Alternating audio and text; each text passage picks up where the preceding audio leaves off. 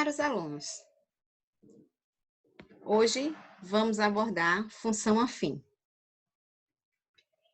E aí vem aquela velha pergunta: por que estudar função afim? Qual a finalidade de se trabalhar a função afim? Qual o motivo? Função afim é um dos conteúdos matemáticos que mais se percebe aplicações no cotidiano. A matemática, quando se aprende, geralmente, é com o intuito de alguma aplicação cotidiana, seja ela mais presente no nosso cotidiano ou mais rebuscada, mais específica numa área, para algumas descobertas, ou para o próprio desenvolvimento da área específica. Dentro desse contexto, buscamos contextualizar a seguinte situação. Em um reservatório, há 500 litros de água. Foi aberta uma torneira que despeja 42 litros de água por minuto. A quantidade de água presente nesse reservatório pode ser expressa como uma função do tempo. Que função representa essa situação? Nesse primeiro momento, vamos analisar a parte da torneira.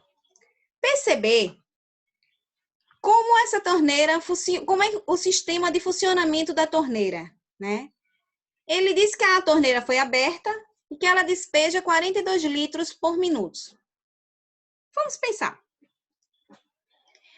Vamos criando esse diagrama aqui, percebemos que no tempo zero, ela despeja 0 litros de água. No tempo de 1 minuto, ela despeja 42 litros de água. Em 2 minutos, 84 litros de água.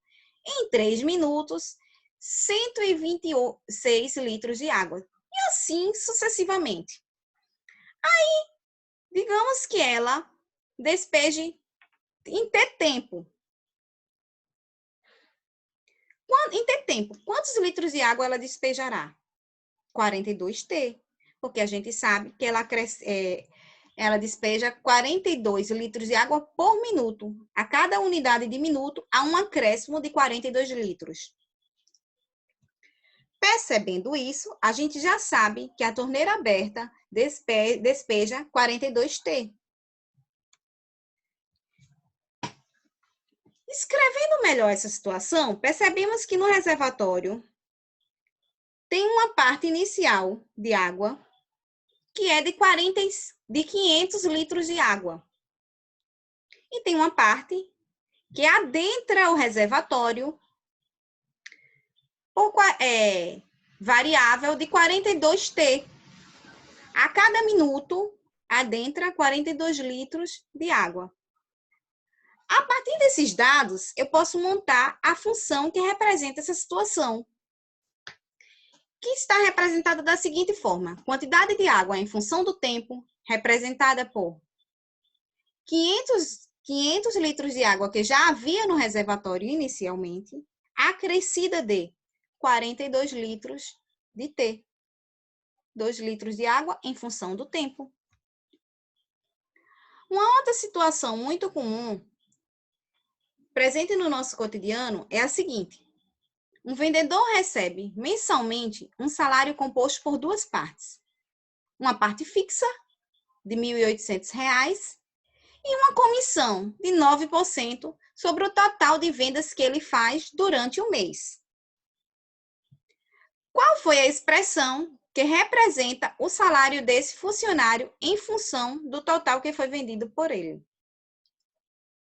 A gente tem o salário, a parte fixa é de R$ 1.800 e a parte variável, seguindo o mesmo raciocínio que a gente fez para quantidade de litros em função do tempo, a gente vai fazer para a quantidade de vendas, o valor pago, o valor da comissão, em função das vendas, da quantidade de vendas dele. Teríamos a seguinte expressão: salário em função das vendas era igual a R$ 1.800 mais 9% em função das vendas. Ou ainda, salário em função de x igual a 1.800 mais 0,09x. Essa representação é a representação de uma função afim, também conhecida como função polinomial ou função do primeiro grau. A função afim ela é definida da seguinte forma. É toda função polinomial do primeiro grau do tipo f de x igual a ax mais b, com a diferente de zero e a e b pertencente aos reais. A função afim ela tem domínio nos reais e contradomínio nos reais. A função afim tem casos particulares, chamado também de função linear, a letra D, onde eu tenho A diferente de zero e B igual a zero. Exemplo, y igual a 3x, como está na letra D. Outro exemplo, y igual a 20x. Y igual a menos 7x.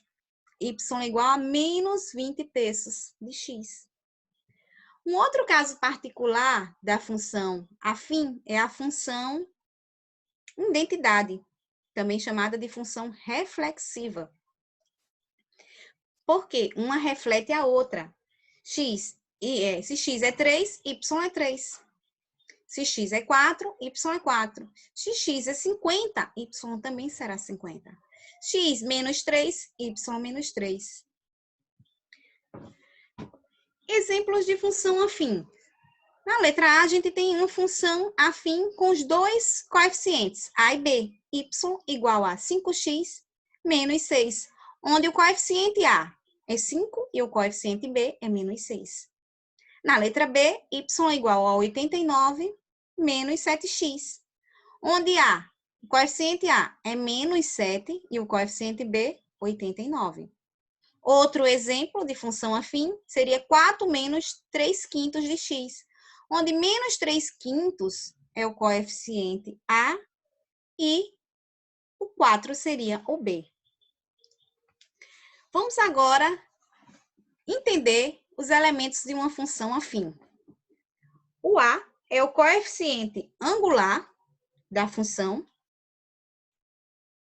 ou ainda também chamado de taxa de variação de f de x em relação a x, ou y em relação a x. E B, x é a parte variável e B é a parte independente, também chamado de valor inicial ou parte fixa. Para a gente encontrar o B, é bem fácil. É só substituir, fazer o f de zero e a gente encontra B.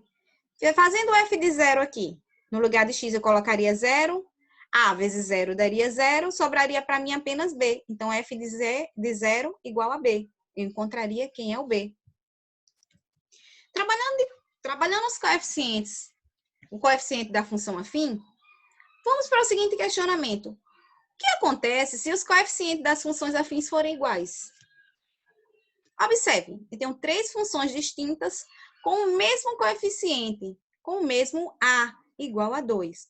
Eu tenho a função f, compreendida por 2x, a função g, compreendida por 2x mais 3, a função h, compreendida por 2x menos 3. Tem um outro exemplo aqui, que agora meu coeficiente angular é menos 3. Observe que a função x aqui, compreendida por menos 3x, a função g, compreendida por menos 3x mais 4, e a função h, compreendida por menos 3x menos 4. O que essas funções têm em comum? O coeficiente angular. E o que esse coeficiente angular me diz com relação a essas funções? Ele diz que é a translação delas em relação ao gráfico. E elas são paralelas entre si. Por isso que elas são paralelas entre si. Coeficiente da função afim. Levando em consideração o triângulo AB, o triângulo BAC, a gente consegue perceber aqui que o ângulo alfa vai ser nada mais, nada menos do que a tangente de alfa, porque eu tenho os valores compreendidos entre cateto oposto, cateto adjacente. E quem é tangente de alfa? É cateto oposto sobre cateto adjacente. Quem é o meu cateto oposto? Y de B menos Y de A. Quem é o meu cateto adjacente? X de B menos X de A. Para a gente calcular o coeficiente angular de uma função afim, é só calcular a tangente de alfa. No caso aqui, tangente de A igual a tangente de alfa, que é a variação de Y em relação a X, Y de B menos Y de A, X de B menos X de A. Vamos para uma situação em que a gente possa trabalhar com coeficiente angular. Como é que a gente pode abordar esse coeficiente angular? De que forma ele vai nos auxiliar no ensino de função afim? Determinando a lei da função ou associação. Para determinarmos a lei de uma função afim, precisamos de duas informações, que são os coeficientes A e B. Para isso, é necessário conhecer dois valores, f de x1 e f de x2, para quaisquer que sejam x1 diferente de x2. Vamos refletir uma situação. Ainda rebuscando a situação 2 trabalhada anteriormente. Um vendedor faz uma venda, tem um salário, e o salário é composto por duas partes, uma parte fixa e uma parte comissionada. Nesse mês, no mês 1, ele fez uma venda de R$100 e o salário dele foi R$1.809. No mês 2, ele fez uma venda de R$1.000 e o salário dele foi R$1.890. Diante desse contexto, dessa situação, qual é a lei da função? Vamos voltar à parte genérica da lei da função. Salário do funcionário é igual à parte fixa mais a parte variável, onde a parte fixa eu represento por B e a parte variável a X. Usando o conhecimento que a gente abordou anteriormente sobre coeficiente angular, sendo a taxa de variação de Y em relação a X, pegando os pontos. Então, eu teria Y de B menos Y de A, X de B menos X de A. Y de B é 1.890 e Y de A, 1.809. 1.890 menos 1.809 me dá 81. X de B, 1.000. X de A, 100. 1.000 menos 100, 900. Simplificando essa fração, por 9, temos 81 dividido por 9 dá 9. 900 dividido por 9 dá 100. 9 sobre 100 pode ser também representado por 9%. Achamos o A, o coeficiente angular da nossa função afim. Montando a equação, temos que o salário é igual à parte fixa B mais a X. Pegando a primeira situação, o salário era quanto? 1.809. Colocaremos aqui como salário. B, eu não sei quem é. E ele tinha uma comissão de 9%. Quem é 9%? 9 sobre 100, que é o Azinho que a gente encontrou aqui, substituiu. E ele vendeu quanto? R$100. 100 dividido por 100 me dá 1. 1 vezes 9, 9.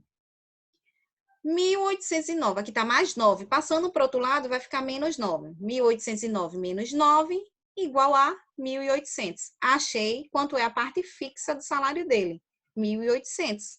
Agora, é só substituir. O salário em função de X, em função das vendas, vai ser igual a 1.800, que é a parte fixa, mais a parte variável, que é de 9% por venda. Outra forma de resolver uma situação problema, para achar a lei da função, é trabalhando sistemas de equações, resolução de sistemas de equações. Nós estudamos isso no ensino fundamental, né? Na educação básica. E existem 3 métodos: método de adição, método de substituição e método de comparação. Eu, particularmente, aqui vou usar o método de adição. Substituindo os pontos que a gente tinha, 100 e 1.809, e o ponto 1.000 e 1.890, temos o seguinte: na primeira equação, temos 1.809 igual a B mais A vezes 100, Na segunda situação, 1890 igual a B mais A vezes 1000. Usando o método de adição, multipliquei a primeira por menos 1 e depois somei aqui, ó, tá? Eu somei as duas, cancelei aqui, ó, o Bzinho vai ficar negativo, cancela com esse aqui. Aí faço 1809 menos 1980 vai me dar 81. 81 e 1000 A menos 100A vai me dar 900A. Esse A está multiplicando, vai passar dividindo. A vai ficar simplificando por 9, vai me dar 81 dividido por 9, vai me dar 9, e 900 dividido por 9 vai me dar 100. Que também, 9 sobre 100, tem sua representação em porcentagem, representando 9%. Substituindo esse valor aqui no lugar de A, na segunda equação, na primeira equação, temos o seguinte: 1809 igual a B, mais 9 sobre 100 vezes 100, ou 9 centésimos vezes 100. Cortando 100 aqui, dividindo, né? 100 dividido por 100 dá 1, sobra 9. 1809 menos 9 me dá 1800. E aqui também é outra forma de encontrar a lei da função ou lei de associação dessa função afim. Agora é com vocês.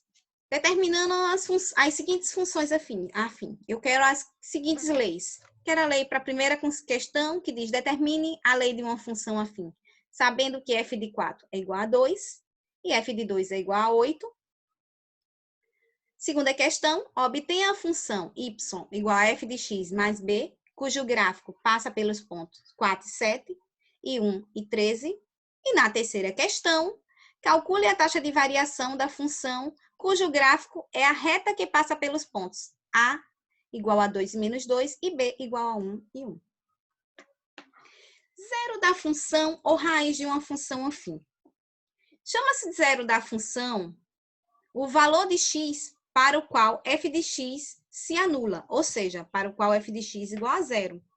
Para determinar o zero da função afim, tem que fazer f de x mais b igual a zero. Exemplo, calcule o zero da função afim. F de x igual a 9x menos 81. Eu vou fazer 9x menos 81 igual a zero. Fazendo 9x menos 81 igual a zero, passo menos 81 para o outro lado, obtemos x igual a 9. 9 é o zero da função. Professora, como isso acontece numa situação cotidiana, na situação que a senhora falou sobre a venda? Como é que encontraria o zero da função ali? Bom, supondo que a empresa que o vendedor trabalha tem a seguinte regalia: vende para o funcionário, o funcionário tem 10% de desconto na compra na loja e pode comprar para ser descontado no final do mês no salário dele. E digamos que ele compre um valor proporcional ao que ele ganha. E vai subtraindo e vai zerar essa função. Não é muito comum, obviamente, acontecer no cotidiano esse zero da função para as situações de função afim, mas acontece, tá? É uma situação que a gente pode abordar. Momento Enem.